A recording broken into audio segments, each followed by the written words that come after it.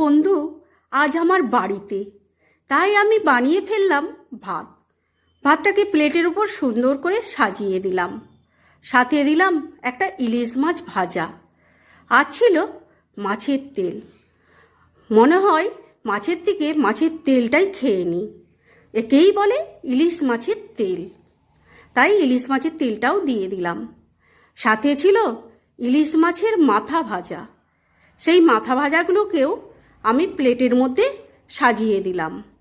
আর ছিল চ্যাকা ভাজা, ইলিশ মাছের ডিম ভরা চ্যাকা ভাজা, সেটাকেও আমি প্লেটের মধ্যে দিয়ে দিলাম।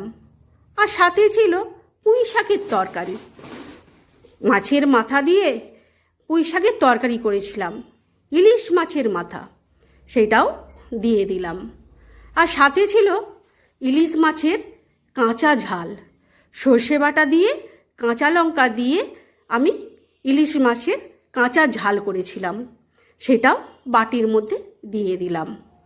তোমাদের কার কেমন লাগলো জানিও। ভালো থেকো, পাশে থেকো, প্লিজ প্লিজ পাশে থেকো। আর চলে এসো সবাই।